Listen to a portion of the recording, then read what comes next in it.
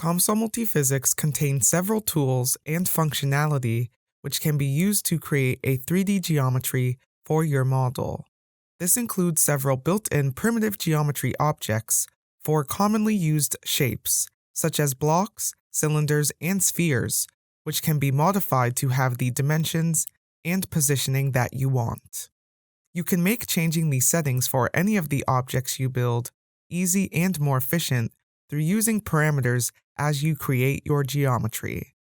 All of this, along with performing geometric operations such as Boolean, transformation, or partitioning operations, enables you to build complicated geometries. In this video, we will show you step by step how to create a 3D geometry in the software, as well as review some tips and best practices to keep in mind as you are building your geometry sequence. So here in the graphics window, we have the geometry that we will be building in this tutorial, and it's basically a grill consisting of a rectangular block with a row of several slots. There are several ways we could create this geometry, such as using work planes and 2D plane geometry, in which we would create a 2D cross-section of our grill on a work plane and then use an extrude operation to extrude the 2D geometry into a 3D object. However, in the interest of keeping this video focused on 3D geometry, we are going to only use 3D objects to create it, even if we could build it by other means quicker. The way in which we build it in this demonstration is so that we can highlight different geometry features and capabilities of the software. So at first glance, when looking at this geometry, you may want to start with drawing the large block, in which you would then create these slots. But we actually find it's better to do the opposite and start with the inside of the geometry and then work your way outward. So instead of us trying to fit the slots inside of the block, we fit the block around our smaller internal objects that make up these slots. With that being said, let's get started. Here in the new window, we want to start with a blank model, so we click the blank model button.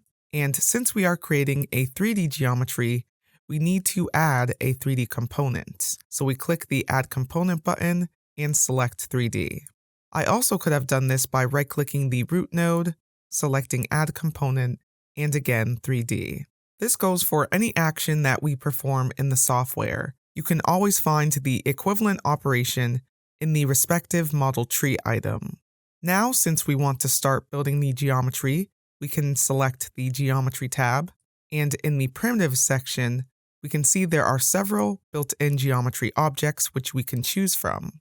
You can see that the slot shape is not a built-in primitive object. However, we can build it by creating a union between two cylinders and a block. So let's start with creating the first cylinder by clicking the Cylinder button. After doing that, you'll notice Cylinder 1 has been added under the Geometry node, and in the Settings window, this is where we can edit various aspects of the object. Let's click Build Selected to build it with the default settings, which you can see are displayed in the graphics window. First off, we're going to want to change the radius of our cylinder, but instead of entering a numerical value here in this field, we can actually create a parameter for the radius. Creating a parameter instead of entering a value will give you more flexibility in changing your geometry in the future and in other models and apps. To do that, we can go to the Home tab, click the Parameters button, and here we can enter a parameter for the radius. Let's call this rad1, so RAD1, and then let's make it 1.3 centimeters. You'll notice that I specified the units in brackets, and this is important, otherwise the software will have the numerical value you enter take on the software's default unit for the quantity, which in this case would be meters. Now we can return to the Cylinder 1 node and enter rad1 for our radius. Now we can click Build Selected, and then click Zoom Extents, and you can see our geometry has been updated. We also want to change the height of the cylinder, and again, we can create a parameter to do this.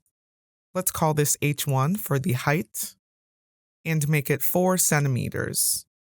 To create this geometry, we're going to need to build a few cylinders of different sizes. So in preparation of that, we can use numbers to denote which parameters are associated with the same geometry. Now we can return to the cylinder 1 node and enter h1 for the height.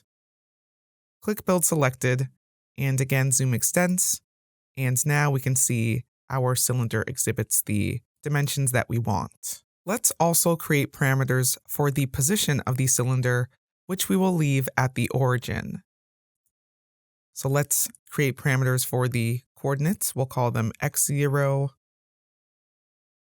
y0, and z0. And now we can enter those in the input fields for the position. Now let's create the cylinder on the opposite end of our innermost first slot. And to do this, we can use a transformation operation, move. So in the settings window, first we'll want to select the objects that we want to move, and we can do that by hovering over the object in the graphics window and clicking on it. We'll also want to keep the original object that we are moving, so we select Keep Input Objects. Under Displacement, this is where we define how far we want the copied object to be displaced from our original object. So we're going to want to displace it along the y-axis, and whatever value we enter here is going to be the length of our slot. And again, let's create a parameter for this. We can call this L1 and make it 6.5 centimeters. Now we can return to the Move node and enter L1 under the Y displacement. Click Build Selected, and you can see both ends of our first slot have been created. Now let's create the block that would join these two cylinders together. We can do this by clicking the Block button, and let's build it with the default settings for now and click Build Selected. So you can see the default settings are far too large for our geometry. Let's go ahead and turn on transparency so we can see better and adjust the settings of our block. First off, we want the width of the block to be the same as the diameter for our cylinders, so we can enter 2 times the radius parameter to do this. And we'll click Build to update that. For the depth or length of the block, we will want this to be the same as how far our second cylinder is displaced from the original, so we can use our parameter L1 for the depth. And for the height of the block, we'll want this to be the same as the cylinders once again, so we can enter H1 for that.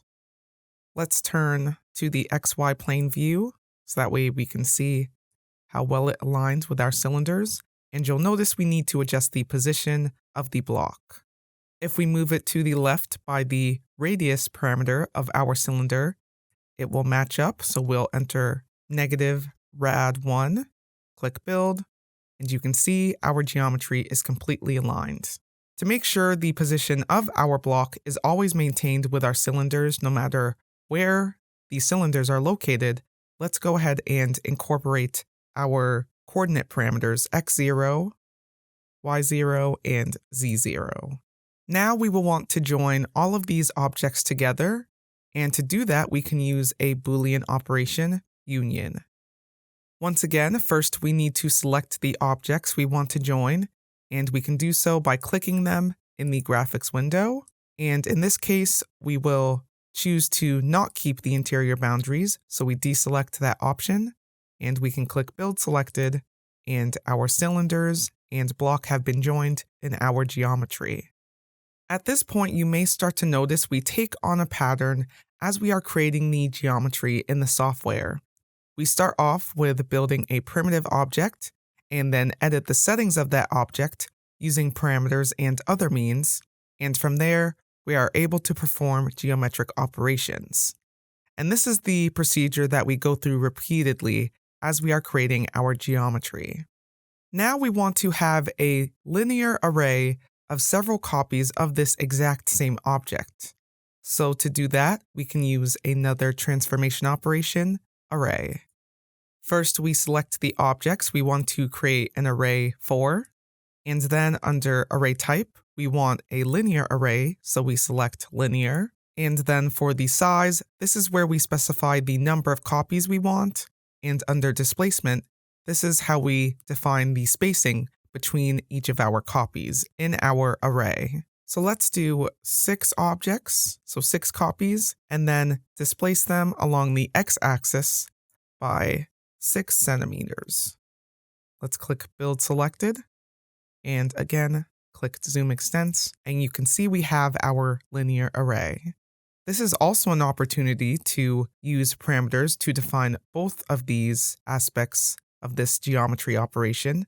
So under parameters, let's add xnum to denote the size or number of objects in our array. So we'll enter 6, and then we'll define xdisp for the displacement, and again specify 6 centimeters for that.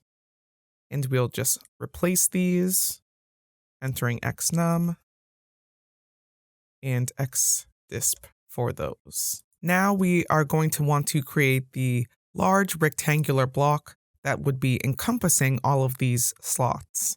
So again, we can click block to add that to our sequence, and we're going to want to define some parameters for the size and shape of this.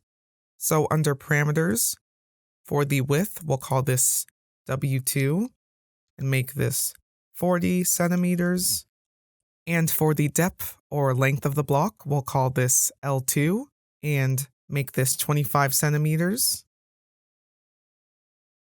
And lastly, for the height, we want it to be the same as our cylinders and rectangular block already seen in the graphics window, so we'll make it the same as H1.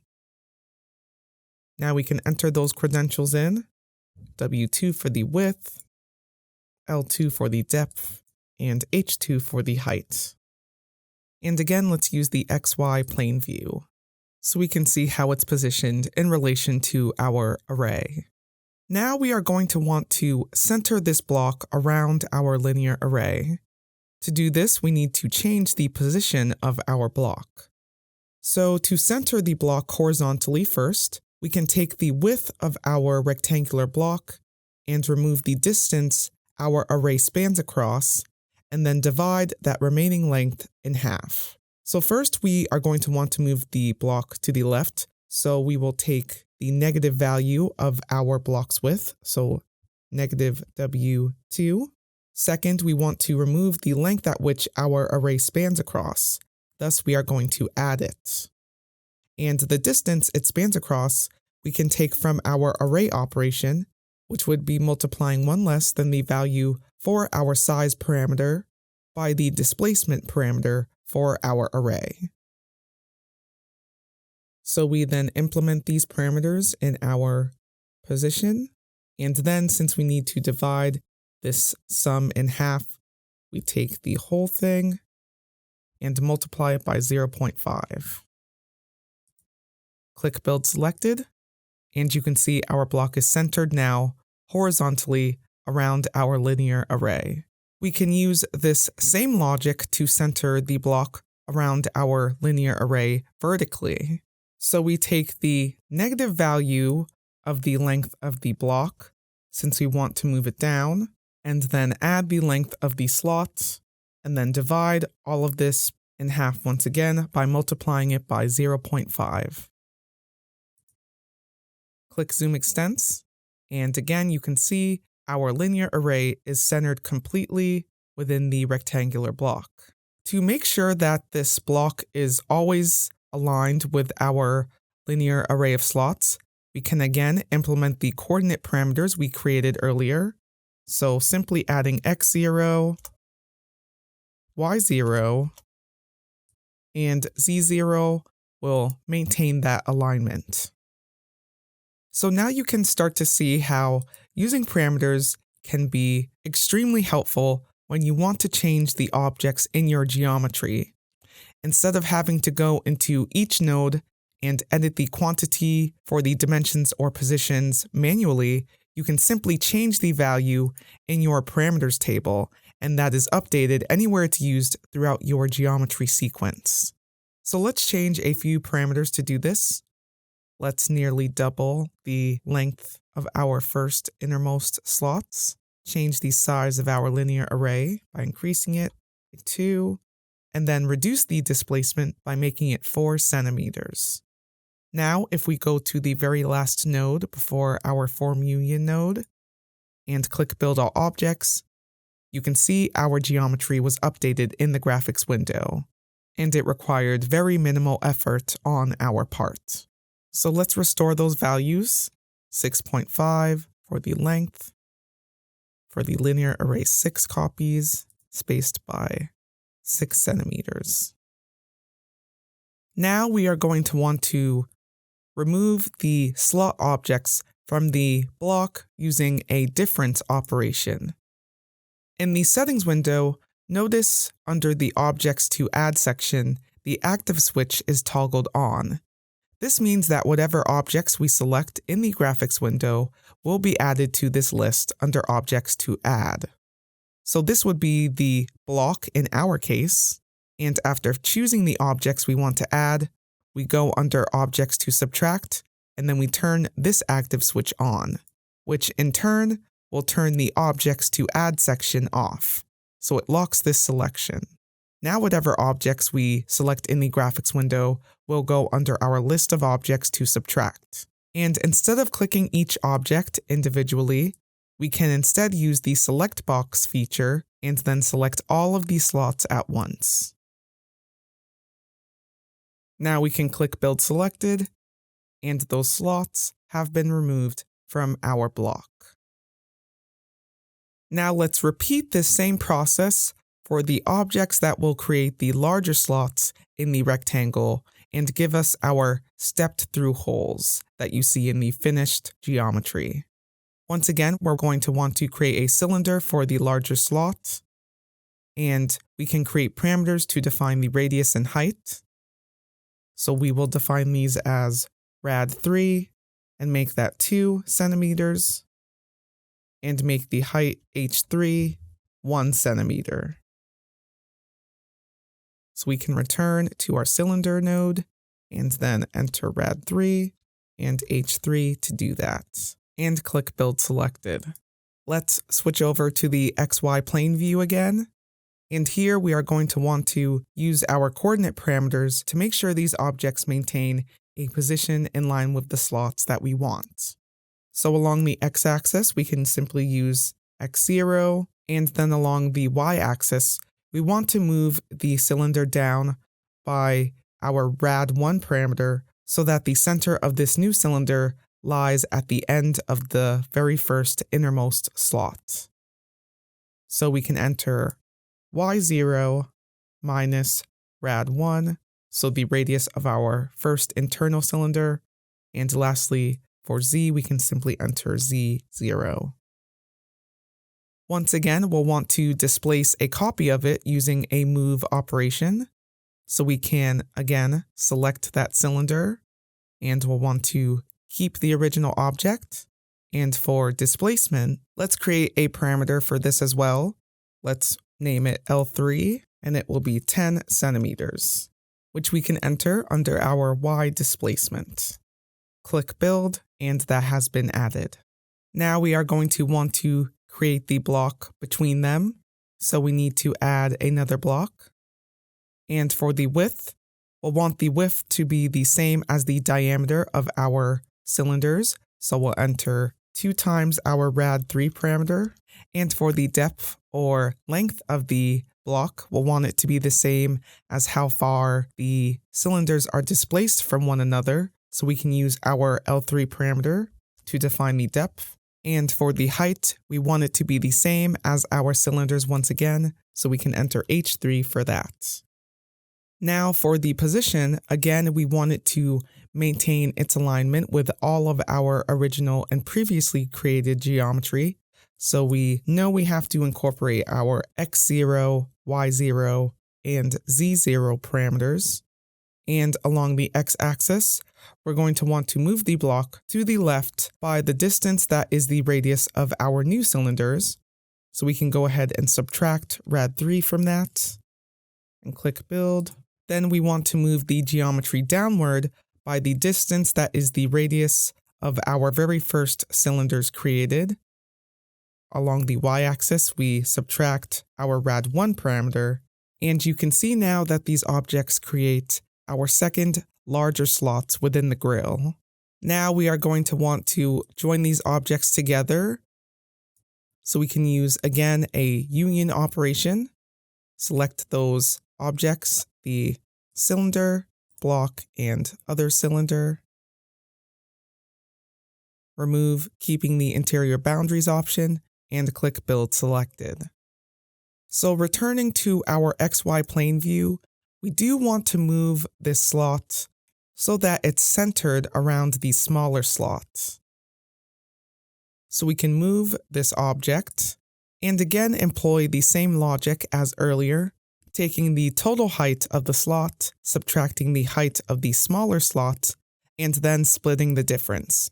So first we select the larger slot, and along the y-axis displacement, we are going to take the negative value for the length of the slot so that it moves downward, and then add to that the radius on both ends of the smaller slot, as well as adding the length of that slot. And then, once again, since we want to split it in half, we take this sum and divide it by 2.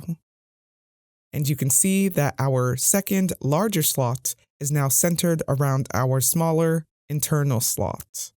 Now we can use a second array operation to create a linear array of this larger slot object.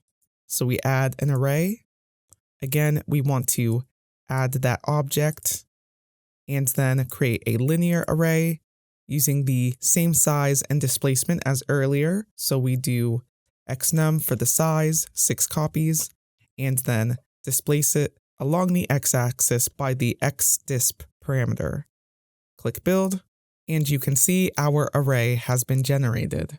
Now we can use a mirror operation to reflect these large slot objects onto the opposite side or top side of our block. So we go under Transforms and select Mirror, and again we can use the XY plane view and use the select box to quickly and easily add all of those at once. And we'll want to make sure we retain the original objects, so we select Keep Input Objects. Then we specify the reflection plane by defining a point on the z-axis, which we can define as h1 divided by 2, with h1 being the height of our innermost smaller slot. Now we can click Build Selected, and if we turn to the YZ plane view, you can see we have these two groups of larger slot objects, which lead into our smaller innermost slots, providing the stepped hole through the grill. So now we'll want to remove the large slot objects from the block. So again, we use a Boolean operation difference. We add the block as the object to add, toggle on the active switch under objects to subtract, and then we select, using the XY plane view and select box, our linear array along with the mirrored copy on the opposite side, and now we can click build, and those slot objects have been removed. Let's turn off the transparency to see more clearly.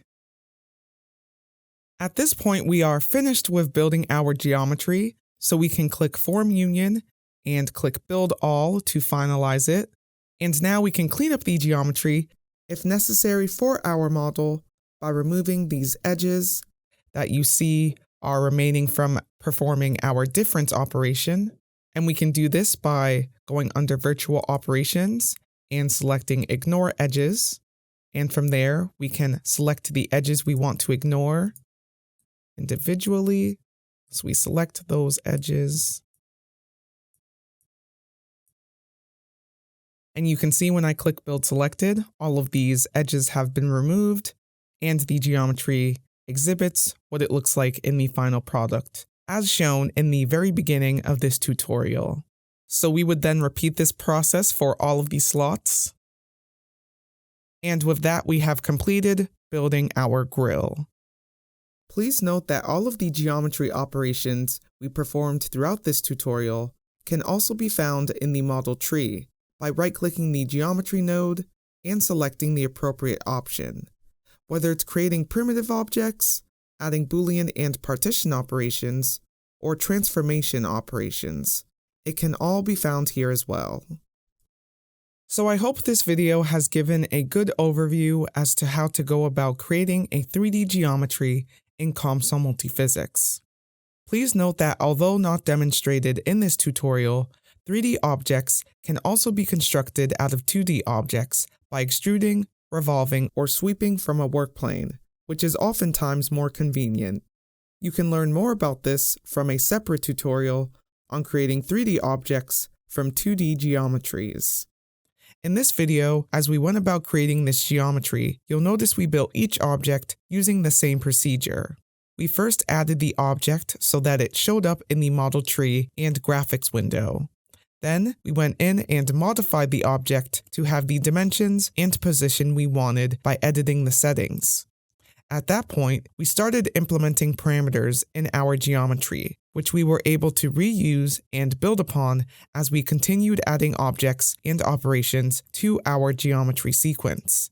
From there, we performed geometric operations to combine our objects in different ways. These can be Boolean, transformation, partitioning, and other operations. Lastly, we finalized the geometry and then simplified the geometry using virtual operations.